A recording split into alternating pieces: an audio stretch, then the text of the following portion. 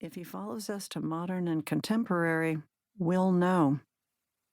What will we know? I set my stair-climbing pace to his, mindful of his knee. That he's in love with you, Jonathan said generously. That old guys can't get enough of you. It was not the first time I'd regretted having told him this. In my defense, I only said it once, and that was decades ago, never thinking that one day we'd be married and he would hold on to the information like a souvenir postcard from another era. My husband had taken me as his date to a hospital board dinner more than 20 years ago, when the head of general surgery all but climbed across the table to sit beside me. He then proceeded to tell me his every thought about the emergency appendectomy he had performed before arriving, about what the food on our plates was doing to our livers, about Starlight. When finally the evening was over, Jonathan apologized in the valet line. I have no idea what that was about, he said. I knew what it was about, but it was stupid of me to say it to Jonathan. Old guys love me. They had always loved me. I never experienced a flicker of interest from a man my own age, but show me a man 10 or 15 years older, 20 years older, and he'd be pulling me aside to tell me he couldn't remember the last time he felt this way. I meant to be funny, but Jonathan received my explanation as permission. There, in the valet line, he took me in his arms and kissed me as his car was pulling up, the headlights dousing us in white light.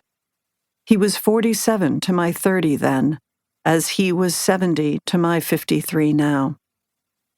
At the top of the museum's marble stairs, we took a left, bypassing drawings and prints and heading straight to modern and contemporary. For this, I gave my husband credit. People don't come to the second floor and skip drawings and prints unless they have an agenda. I, for one, never went to modern and contemporary at the Met because there were other places in this city to go if modern and contemporary was what I was after. But there it was, a monumental slab of granite into which 2 horses had been chiseled. Or maybe it wasn't 2 horses, so much as it was 1 horse and its ghost. It was the only piece in the room, affixed to the wall across from a bank of windows overlooking Central Park. We had come so far from those flat-faced angels and their gilded halos, proffered lilies, and velvet gowns. Who is this? I asked my husband. There he is, Jonathan said, and for a second I thought he meant the artist. Not the artist, but an old man, visibly winded from the significant distance we had traveled. He walked into the room where we were and then, seeing us, seeing him, immediately walked away. Oh, I said to Jonathan.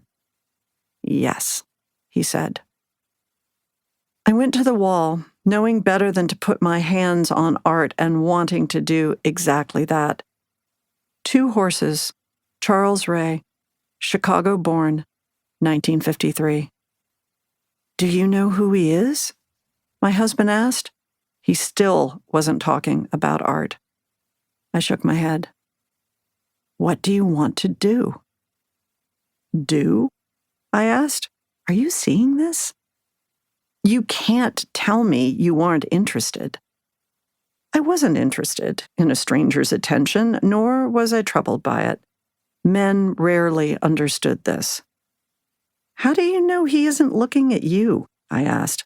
Did you think about that? Maybe you went to school together.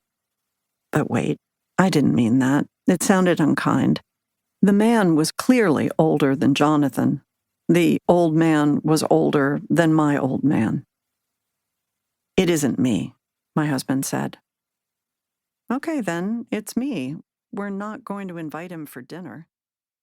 To keep listening to this audiobook for free, click the link in the description.